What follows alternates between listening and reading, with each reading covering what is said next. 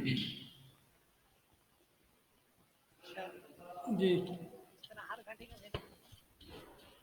بسم اللہ الرحمن الرحیم، الحمدللہ رب العالمین والصلاة والسلام علی رسولہ الکریم، اما بعد۔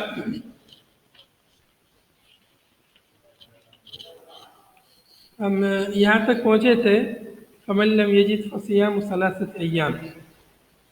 میرے خیال سے آیت کو شروع سے پڑھ لیتے ہیں، صرف آیت کو۔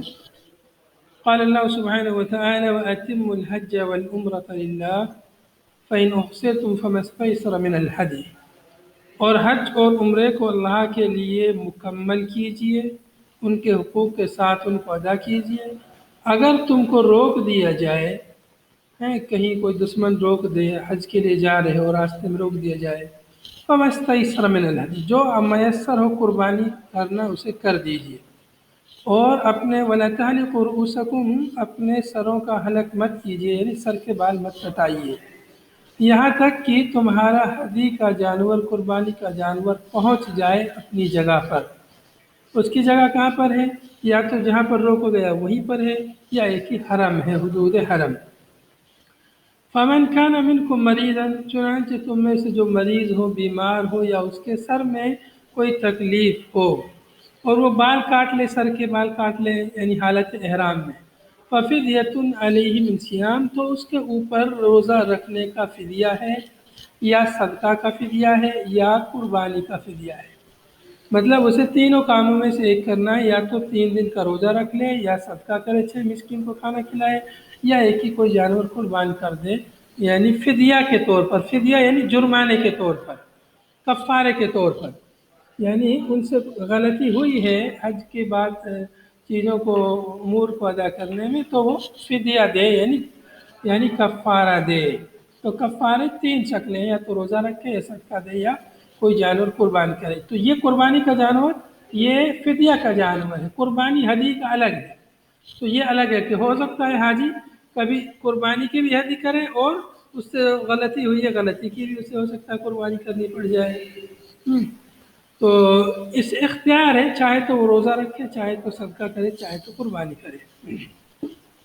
فَإِنْ أَمِنْتُمْ، پس اگر تم معمون ہو، دشمن تمہیں نہ روکے، فَمَنْ تَمَتَّعَ بِالْعُمْرَةِ، چنانچہ جس نے عمرے سے فائدہ اٹھایا حج تک، عمرے کے ذریعے حج کے ساتھ فائدہ اٹھایا، یا عمرے کر کے حج تک فائدہ اٹھایا، 2 مفہوم بن رہے اس کے۔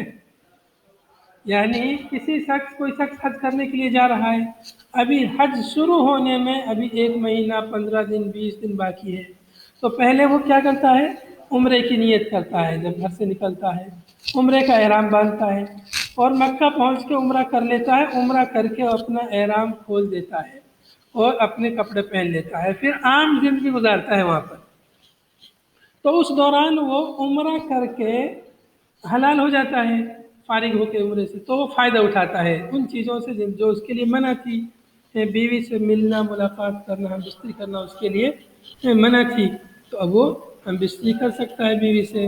اس کے لیے خوشبو لگانا منع تھی، خوشبو لگا سکتا ہے۔ سلے ہوئے کپڑے پہننا منع تھا، پہن سکتا ہے۔ تو یہ فائدہ ہے کہ نہیں؟ تو جس نے فائدہ اٹھایا عمرہ کر کے حج تک، تو حج تک وہ فائدہ اٹھائے گا۔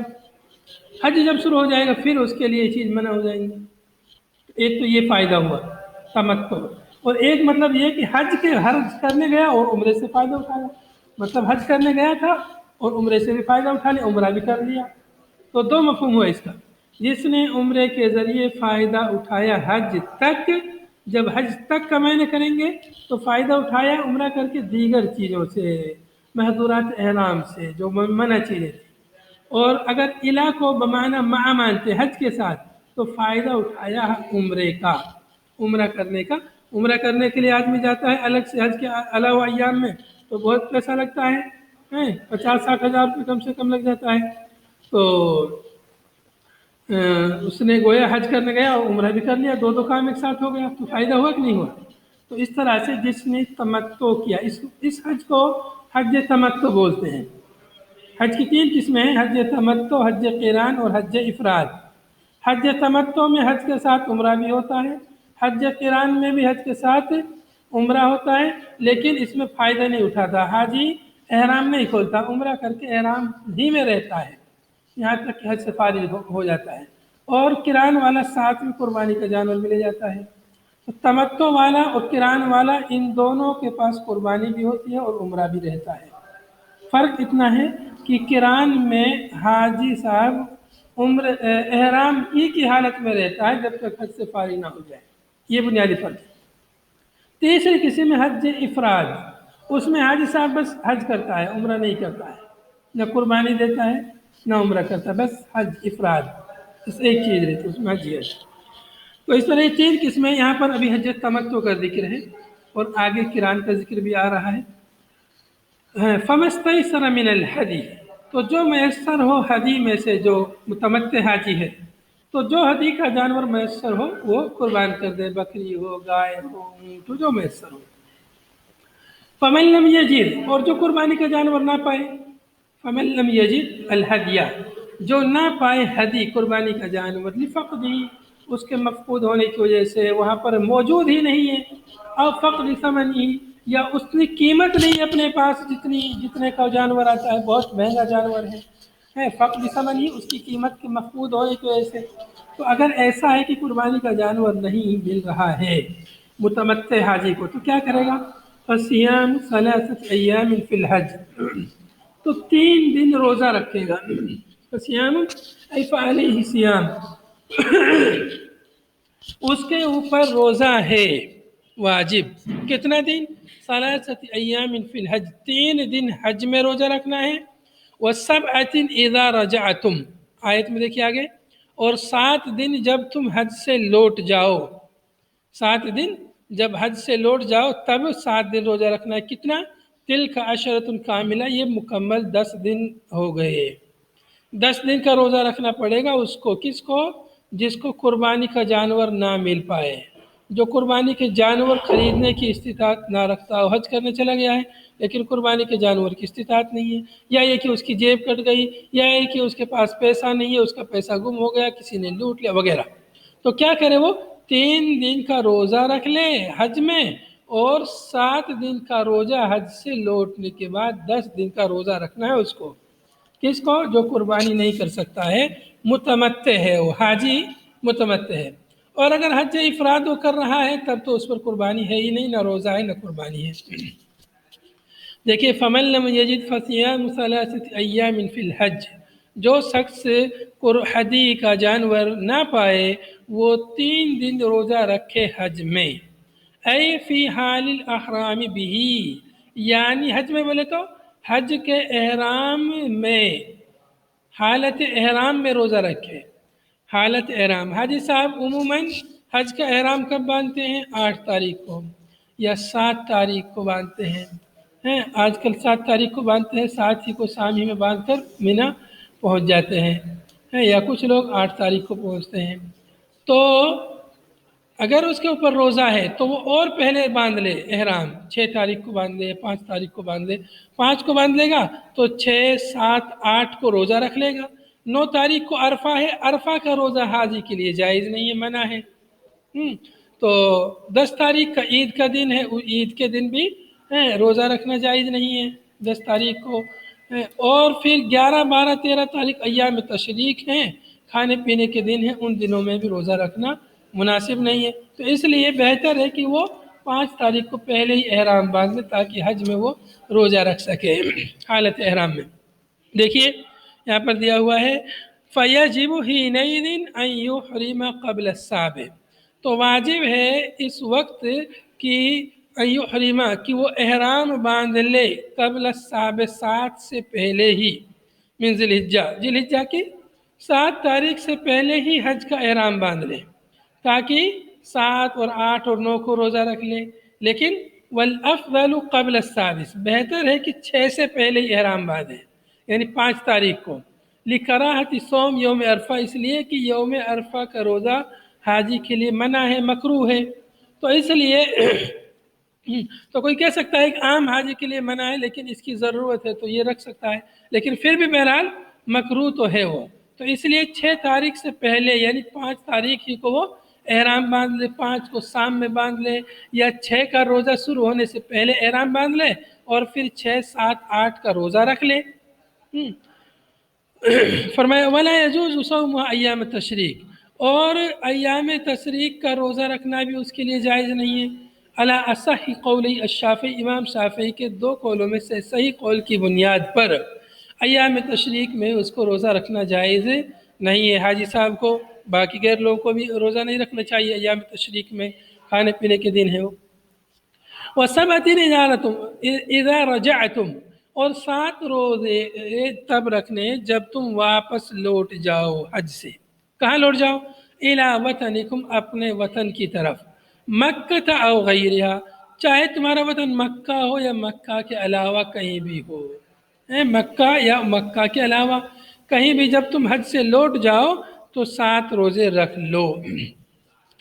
وقیلا، اور یہ بھی کہا گیا ہے کہ اذا فرغتم من اعمال الحج، رجعتم یعنی حج سے لوٹ جاؤ، یعنی حج سے فارغ ہو جاؤ، حج کے اعمال سے، یعنی قربانی سے، اضاحی سے، طواف سے، سعی سے، زمرات سے، مبیت سے، سب چیز سے فارغ ہو جاؤ، یعنی 12-13 تاریخ مکمل ہو جائے، حج کے اعمال مکمل ہو گئے، اب آپ آ گئے اپنے کمروں پر، ہو اپنے بلڈنگ میں جہاں بھی رہتے ہیں حاجی صاحب، تو وہاں پر رہ رہے ہیں، ابھی اس کے واپسی گھر واپس آنے میں ابھی 10-15 دن باقی ہیں۔ کچھ لوگ جو لیٹ جاتے ہیں وہ لیٹ آتے ہیں عموماً، تو وہ کیا کرے، وہ وہیں پہ روزہ رکھ لے اپنا، وہیں پر ابھی حج سے فارغ ہو گیا ہے، ابھی وہاں 10-15-20 دن ٹھہرا ہوا ہے، تو 7 روزے وہیں پہ رکھ سکتا ہے۔ یہ بھی بات کہی گئی ہے۔ اور ایک مطلب یہ ہے کہ جب اپنے وطن لوٹ آئے، مکہ سے الگ جہاں بھی اس کا وطن ہے، مکہ اگر وطن ہے تو مکہ ہی میں روزہ رکھے، مکہ کے علاوہ کہیں اور وطن ہے تو وہاں روزہ رکھے۔ اور یہ بات بھی کہی گئی کہ مکہ ہی میں روزہ رکھ سکتا ہے اگر وہ حج سے فارغ ہو گیا ہے۔ وفی التفات عن الغیبت، اس میں التفات ہے غیبت سے الی الحاضر، حاضر کی طرف، کدھر ہے التفات؟ وسبعۃ اذا رجعتم، اور 7 روزے جب تم لوٹ جاؤ، جب تم، اب پیچھے جتنی بھی بات آئی ہے اس میں تم کی مخاطب کی بات نہیں، دیکھیے فمن لم یجد، جو شخص نہ پائے قربانی، وہ کیا کرے، روزہ رکھے، غائب کیسے گئے؟ پھر اس کے بعد وَسَبْعَةٍ اِذَا رَجَعْتُمْ، یہ نہیں کہا وَسَبْعَةٍ اِذَا رَجَعُوا، رجعتم کہا مخاطب کے صیغے کے ساتھ میں، تو یہ التفات عن الغائب الی الحاضر، التفات عن الغائب الی الحاضر، عن الغیبت الی المخاطب۔ تلک عشرۃ کاملہ، یہ مکمل 10 روزے ہو گئے۔ جملہ تاکید، یہ جملہ تاکید ہے، جب ثلاثہ اور سبعہ آ گیا تو 10 ہی تو ہوا، تو پھر بھی تاکید کے لیے کہا کہ تلک عشرۃ کاملہ، کوئی یہ نہ سوچے کہ چلو ایک آدھ روزے چھوڑ دیتے، نہیں، مکمل 10 روزے، تاکید کر دیے تلک عشرۃ کاملہ، یہ مکمل 10 روزے ہوئے، جملہ تاکید لما قبلہا، اپنے ما قبل کی یہ تاکید ہے۔ ذالک الحکم المذکور من وجوب الہدی، یہ جو مذکورہ حکم ہے، ذالک الحکم المذکور، یہ مذکورہ حکم، کیا مذکورہ حکم؟ من وجوب الہدی او الصیام، من وجوب الہدی، ہدی کے واجب ہونے کا حکم یا روزے کا واجب ہونے کا حکم، علی من تمتع، اس شخص پر جس نے تمتع کیا، یعنی متمتع جو حاجی ہے، جو تمتع کر رہا ہے، حج تمتع کرنے والے حاجی پر واجب ہے کہ وہ قربانی کرے۔ قربانی کی استطاعت نہیں ہے، جانور نہیں ہے، قیمت نہیں ہے، تو کیا کرے؟ روزہ رکھے 10 دن کا، 3 دن حج میں، 7 دن حج کے بعد میں۔ تو یہ حکم کس کے لیے ہے؟ ذالک لمن لم یکن اہلہ حاضری مسجد الحرام، یہ حکم ان لوگوں کے لیے جو مکے کے علاوہ کے لوگ ہیں۔ کن کے لیے ہیں؟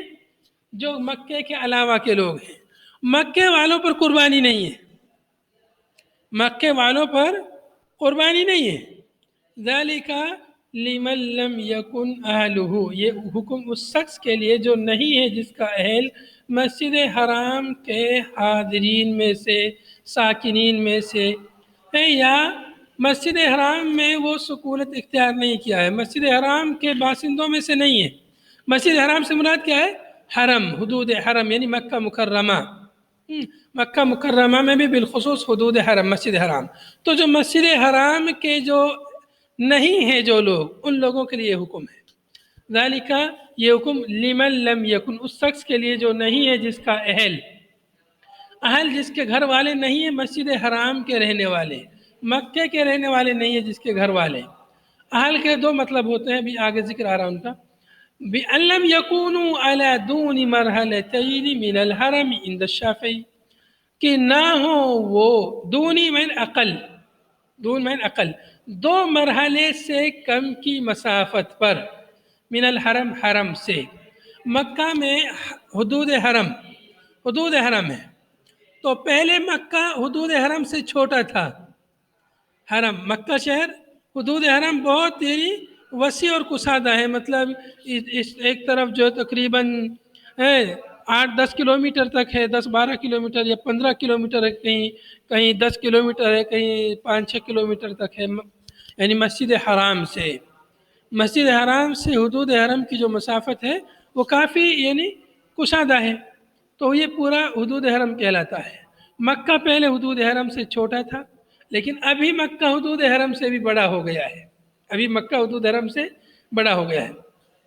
تو کہہ رہے ہیں کہ جو شخص اہل حرم نہیں ہے ان کے لیے یہ حکم ہے. تو امام شافعی کہہ رہے ہیں کہ اہل حرم سے مراد کون لوگ ہیں؟ جو بھی مکے سے 2 مرحلے کے فاصلے پر ہے وہ اہل حرم ہے، اور جو اہل 2 مرحلے سے زیادہ کے فاصلے پر ہیں وہ اہل حرم نہیں ہے. 2 مرحلہ. اب مرحلہ، ایک مرحلہ کس کو کہتے ہیں؟ ایک مرحلہ اس کو کہتے ہیں جو آدمی دن رات میں 24 گھنٹے میں جتنی مسافت چل سکتا ہے، پیدل چل سکتا ہے، اس کو تقریباً 24 میل کہتے ہیں. یعنی یوں سمجھیے ہر 1 گھنٹہ میں انسان 1 میل چل لیتا ہے آرام سے، تو 24 گھنٹے میں 24 میل ہو گئے ہیں. تو یہ بات جب کہی تھی، یہ پہلی بات ہے جب 24 گھنٹے کا وجود بھی نہیں تھا ایسا. تو 24 مرحلہ، یعنی ایک مرحلہ یعنی 24 گھنٹہ یا 24 میل، 24 میل. تو 2 مرحلہ 48 میل ہو گئے تقریباً. تو جو 48 میل کے اندر جتنے لوگ ہیں حرم سے، وہ سب اہل حرم کہلائیں گے امام شافعی کے نزدیک. اور فَإِنْ كَانَ فَلَا دَمَ عَلَيْهِ وَلَا صِيَامَ، اور اگر وہ ہے مسجد حرام کے لوگوں میں سے، فَإِنْ كَانَ، اگر وہ مسجد حرام کے لوگوں میں سے ہے یعنی حدود حرم میں رہنے والا ہے، فَلَا دَمَ عَلَيْهِ، نہ اس پر قربانی ہے، نہ اس پر روزہ ہے. نہ اس پر دم یعنی خون یعنی قربانی بھی نہیں اس پر، اور نہ اس پر روزہ ہے، نہ اس پر ہدی ہے اور نہ روزہ ہے. وَإِن تَمَتَّعَ، گرچہ کہ وہ حج تمتع کرے، یعنی پہلے عمرہ کرے پھر فائدہ اٹھا لے اور پھر جو ہے حج کرے، گرچہ وہ تمتع کرے پھر بھی اس پر قربانی نہیں ہے، نہ روزہ ہے. وَفِي ذِكْرِ الْأَهْلِ، اور اہل کے ذکر میں یہاں پہ کہا اہلہ، اشعار، اس کے کہنے میں اس بات کی طرف اشارہ ہے یا خبر ہے. اشعار یعنی خبر ہے، اس بات کی خبر ہے باشتراط الاستیطان، یعنی وطن بنانا شرط ہے. ایسا نہیں کہ کوئی شخص مکہ گیا حج سے پہلے 10-15 دن پہلے 20 دن پہلے بولے کہ میں بھی تو مکہ والا ہوں، میں بھی مکہ میں 1 مہینے سے رہ رہا ہوں، میں بھی مکہ میں 2 مہینے سے رہ رہا ہوں، میں بھی تو مکہ والا ہوں، مجھ پر بھی قربانی. ایسا نہیں، بلکہ شرط ہے کہ مکہ اس کا وطن بن گیا ہو. اب آج کے زمانے میں تو وطن بننے کے لیے کیا کیا شرائط ہے کہ بھائی اس کے پاس جیسے آدھار کارڈ ہندوستان میں ہے تو ایسے وہاں کی نیشنلٹی ہو، وہاں کا وہ باشندہ ہو، یا وہاں کا اقامہ اس کے پاس ہو وغیرہ. بہرحال تو وطن بنانا شرط ہے، اہلہ سے یہ سمجھ میں آ رہا ہے. فلو اقام قبل اشہر الحج، اور اگر وہ حج کے مہینوں سے پہلے اس نے وہاں اقامت اختیار کی ہے. اشہر حج یعنی شوال، ذوالقعدہ، ذی الحجہ سے پہلے اگر اس نے اقامت اختیار کی ہے. ولم یستوطن، اور مکے کو اس نے اپنا وطن نہیں بنایا ہے. وتمتع، اور اس نے حج تمتع کیا. فعلیہ ذالک، تو اس کے اوپر قربانی ہے. فعلیہ ذالک، اس کے اوپر یہ حکم لاگو ہوگا قربانی کا. قربانی نہیں کر سکتا تو روزہ رکھے 10 دن کا. وَهُوَ أَحَدُ وَجْهَيْنِ عِنْدَنَا، اور یہ 2 وجہ میں سے ایک وجہ ہے ہمارے نزدیک، یعنی 2 صورتوں میں سے ایک صورت ہے ہمارے نزدیک، یعنی امام شافعی کے نزدیک 2 قولوں میں سے ایک قول ہے یہ. والثانی، اور دوسرا قول کیا ہے؟ دوسرا قول کیا ہے؟ لا، نہیں، یعنی فعلی ذالک کی جگہ کیا ہے؟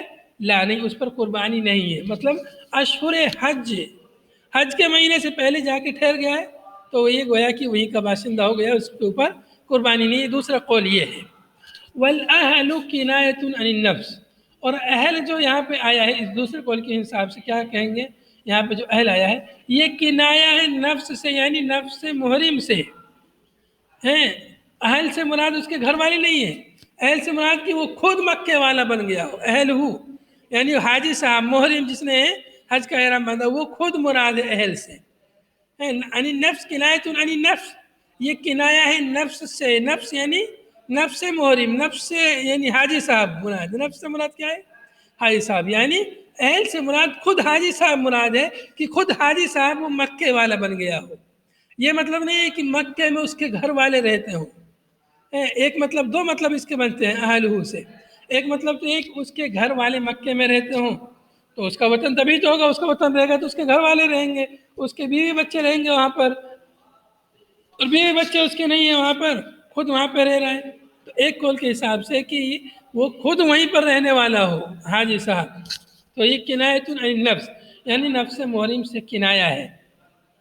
وَأُلْحِقَ بِالْمُتَمَتِّعِ فِيمَا ذُكِرَ بِالسُّنَّةِ الْقَارِنُ، اور ملحق کیا جائے گا متمتع کے ساتھ میں، متمتع یعنی حج تمتع کرنے والے کے ساتھ میں، فیما ذکر اس میں جس کا پیچھے ذکر ہوا ہے ان احکام کا، بالسنت سنت کی روشنی میں، سنت کی وجہ سے، القارن قارن کو یعنی حج قران کرنے والا، قارن حج قران کرنے والے کو حج متمتع کے ساتھ میں ملحق کیا جائے گا ان احکام میں جو پیچھے مذکور ہوئے ہیں. یعنی پیچھے جو مذکور ہوئے ہیں کہ اس کو قربانی کرنی ہے، قربانی نہیں کر سکتا تو اس کو روزہ رکھنا ہے، لیکن قارن اپنے ساتھ عموماً قربانی کا جانور وہ جانور ساتھ لے جاتا ہے تبھی وہ قارن ہوتا ہے، ورنہ وہ قارن نہیں اگر اس کے ساتھ قربانی کا جانور نہیں ہے. تو اس کے ساتھ سنت کی روشنی میں ان احکام میں متمتع کے ساتھ قارن کو بھی ملحق کیا جائے گا. قارن کون ہے؟ وَهُوَ مَن يُحْرِمُ بِالْعُمْرَةِ وَالْحَجِّ مَعًا، اور یہ وہ شخص ہے، قارن یہ وہ ہے جو احرام باندھے عمرے کا اور حج کا معاً ایک ساتھ. قارن کون ہے؟ جو حج اور عمرے کا ایک ساتھ احرام باندھے، ایک ساتھ حج اور عمرے کی نیت کرے. او یدخل الحج علیہا، یا یہ کہ وہ حج کو عمرے پر داخل کرے قبل طواف، طواف سے پہلے.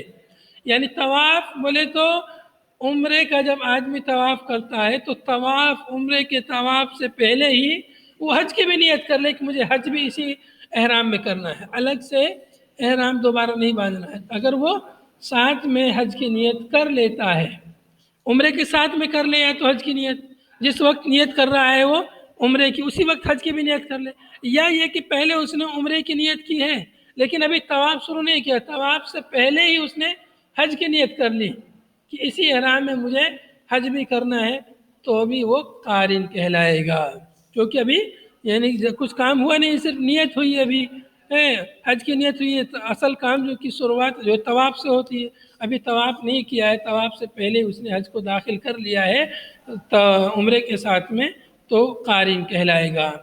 واتقوا اللہ، اور اللہ سے ڈریے، فی ما یامرکم بہ، اس سلسلے میں جس میں وہ تم کو حکم دے رہا ہے، وینہاکم عنہ، اور جس چیز سے وہ تمہیں منع کر رہا ہے. تو جس کا حکم دے رہا ہے، جس سے منع کر رہا ہے، اس سلسلے میں اللہ کا تقوی اختیار کیجئے، اللہ سے ڈریے. تقوی کا مطلب ہم نے اس سے پہلے بیان کیا ہے، اتخاذ الوقایہ من عذاب اللہ بامتثال الاوامر واجتناب النواہی.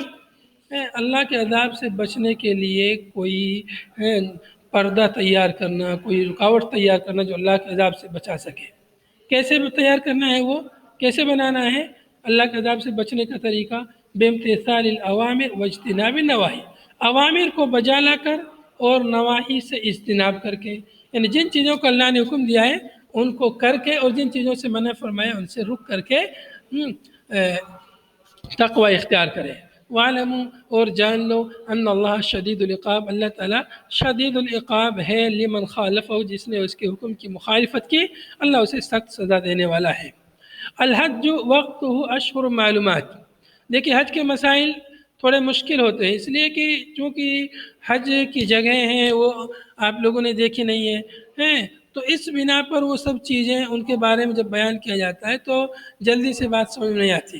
اس کے لیے آپ لوگ حج کا طریقہ، صفت ہو، اس کے بارے میں تھوڑا مطالعہ کیجئے، اردو زبان میں جو کتاب ہے حج کے تعلق سے وہ تھوڑا مطالعہ کیجئے، اور پھر ان آیتوں کی تفسیر کو دوبارہ سے سنیے۔ ہماری جو ویڈیو ہوگی اسی کو سن لیجئے گا، تو انشاءاللہ اچھی طرح بات سمجھ میں آ جائے گی۔ اگر ابھی نہیں سمجھ میں آئی کسی کو تو کیا کرے، اس کی تفسیر اردو میں جو تفسیر آصل بیان وغیرہ پڑھ لیں اور پھر ویڈیو کو دوبارہ سنیں، انشاءاللہ سمجھ میں آ جائے گا جس کو نہیں سمجھ میں آ رہا ہے۔ کیونکہ مسائل تھوڑے مشکل ہوتے ہیں حج کے۔ مشکل کی وجہ کیوں ہے؟ مشکل کی وجہ یہ کہ وہ چیزیں ہم نے حج کے بارے میں وہاں کی جو جگہیں دیکھی نہیں رہتی ہیں، اس بنا پر تھوڑی مشکل ہو جاتی ہیں۔ الحج وقت ہو اشہر معلومات، حج کا وقت اشہر معلومات ہے۔ معلوم یعنی چند مہینے جو سب کو معلوم ہے وہ حج کے مہینے ہیں۔ الحج اشہر معلومات، حج یعنی اس کا وقت اشہر معلومات، اشہر شہر کی جمع ہے یعنی چند مہینے، معلومات جو سب کو معلوم ہیں، معین ہیں۔ وہ مہینے کون کون سے ہیں؟ شوال و ذو القعدہ و اشہر لیال من ذی الحجہ، شوال کا مہینہ، ذی القعدہ کا مہینہ اور 10 راتیں ذی الحجہ کی۔ وقیل یہ بھی کہا گیا ہے کہ ذی الحجہ کا پورا کا پورا مہینہ، اور یہ بات زیادہ درست ہے، اس لیے کہ اشہر لیال 10 راتیں صرف کافی نہیں ہے حج کے لیے ذی الحجہ کی، بلکہ 11، 12، 13 تاریخ تک حج ہوتا ہے، 13 تاریخ تک حج ہوتا ہے۔ اور کچھ لوگوں کا چھوٹ جاتا ہے تو بعد میں بھی کچھ چیزوں کو کرتے ہیں، کسی کا طواف یا سعی وغیرہ چھوٹ گئی ہو تو بعد میں بھی کرتا ہے، یا کم سے کم طواف وداع تو بعد ہی میں کرتا ہے۔ تو اس طرح سے 3 مہینے حج کے مہینے کہلاتے ہیں، شوال، ذی القعدہ، ذی الحجہ۔ تو شوال اور ذی القعدہ کو کیوں شمار کیا گیا ہے؟ اس لیے کہ ان مہینوں میں حاجی صاحب سفر کے لیے، حج کے لیے نکلتے ہیں، حج کے سفر کے واسطے گھر سے نکل جاتے ہیں، اس لیے یہ بھی حج میں شمار ہیں۔ پھر حج ذی الحجہ کا مہینہ ہے جو اصل، وہی جو ہے اسی میں حج ہوتا ہے، اور حج کا بالخصوص جو ایام ہیں وہ 8 ذی الحجہ، 9، 10، 11، 12، 13 تاریخ تک، یہ اصل ایام ہیں ذی الحجہ کے، یعنی 6 دن بس، 8، 9، 10، 11، 12، 13 تاریخ۔ اور جن لوگوں کو بہت ہی جلدی رہتی ہے، کم وقت رہتا ہے، وہ ڈائریکٹ 9 تاریخ کو عرفہ میں جاتے ہیں، جو وہ بالکل واجبی چیزیں ان کو ادا کرتے ہیں۔ 9، 10، 11، 12، 13، 9، 10، 11، 12 میں 4 ہی دن میں حج کر کے آ جاتے ہیں۔ کچھ لوگ بہت جلدی ہوتے ہیں، بہت مشغول لوگ رہتے ہیں، 9 تاریخ کو سیدھا عرفہ جاتے ہیں، اور عرفہ کے بعد جو ہے یعنی یہ لوگ یعنی صرف حج افراد کرتے ہیں، ایسے لوگ سیدھے 9 تاریخ کو گئے یا 8 تاریخ کو پہنچے شام میں اور عمرہ کیا، 9 تاریخ کو سیدھے عرفہ چلے گئے، اور پھر 11، 12 تاریخ تک جلدی حج کر کے آ گئے۔ تو کم سے کم 4 دن یا 6 دن حج میں لگتا ہے، جو ضروری ایام ہیں۔ آگے ہیں فمن فرض، چنانچہ جو شخص فرض کر لے اپنے اوپر، فیہن ان مہینوں میں، الحج حج کو، کیسے فرض کر لے؟ بالاحرام بھی، حج کا احرام باندھ کے۔ فرض تو اللہ تعالیٰ نے کیا ہے حج کو مستطیع پر، لیکن کوئی آدمی ابھی سوچ رہا ہے چلو اگلے سال جائیں گے، ابھی یہ کام کر لیتے ہیں، ابھی وہ حج نہیں کرا، لیکن جس نے حج کا احرام باندھ لیا، اب گویا اس نے اپنے اوپر حج کو فرض کر لیا، اب اسے پورا کرنا ہے۔ فلا رفث ولا فسوق ولا جدال فی الحج، تو رفث کا مطلب جماع فی، تو اس میں نہ اس کو جماع کرنا ہے، ولا فسوق معاصی، نہ اس میں اس کو کوئی معاصی، کوئی گناہ کرنا ہے، فسق و فجور کرنا ہے، ولا جدال خصام فی الحج، اور نہ ہی حج میں کچھ جدال، لڑائی جھگڑا کرنا ہے۔ تو کہہ رہے ہیں کہ وفی قرات بفتح الاول، ایک قرات میں دونوں پہلے دونوں فعلوں کو، اس کو رفث فسوق پڑھا ہے، دونوں کے یعنی فتح کے ساتھ، مصدر کے بجائے ان کو فعل پڑھا ہے، فلا رفث ولا فسوق۔ تو کہہ رہے ہیں کہ والمراد فی الثلاثه النہی، تینوں میں رفث، فسوق، جدالت، تینوں فعلوں میں یا تینوں اسم میں کیا ہے کہ تینوں میں نہی ہے تو یہ نفی، فلا رفث ولا فسوق ولا جدال، لیکن نہیں مراد ہے، تینوں میں نہیں کا مراد ہے ایسا مت کرو، نہ رفث کرو، نہ فسوق کرو، نہ جدال کرو حج میں۔ وما تفعلوا من خیر، اور جو کچھ بھی تم کرو خیر کا کام جیسے صدقہ ہے جو ماں یہاں پہ شرطیہ ہے، اور اگر تم خیر کا کام کرتے ہو جیسے صدقہ، یعلم اللہ، اللہ تعالیٰ اس کو جانتا ہے۔ یہ یعلم یہ مجزوم ہے، کیوں؟ اس لیے کہ ماں یہاں پر شرطیہ ہے، یعلم اللہ، اللہ اسے جانتا ہے۔ یعلم اللہ یہ ما شرطیہ کا جواب ہے۔ فیجازیکم بھی، اللہ تعالیٰ جانتا ہے تو اللہ تعالیٰ تم کو اس کا بدلہ دے گا۔ وَنَزَلَ فِي أَهْلِ الْيَمَنِ وَكَانُوا يَهُجُّونَ بِلَا زَادٍ، یہ آیت جو ہے اہل یمن کے بارے میں نازل ہوئی، یہ لوگ حج کرتے تھے بلا زادن، بغیر زاد سفر کے، سامان نہیں لے جاتے تھے سفر کا، بس اللہ کے بھروسے پر ہیں اس لیے، اور چلے جاتے تھے بغیر سامان کے۔ فَيَكُونُونَ كَلًّا عَلَى النَّاسِ، تو یہ لوگوں پر بوجھ بن جاتے تھے۔ کلن میں نے بوجھ، لوگوں پر بوجھ بنتے تھے، ان کے پاس کھانے پینے کے لیے نہیں رہتا تھا، اب دوسرے لوگ ان کو دیتے تھے، ایسا نہیں کہ خود کھاتے رہے وہ لوگ دیکھتے رہے ان کی طرح، تو دوسرے لوگوں پر بوجھ بنتے تھے۔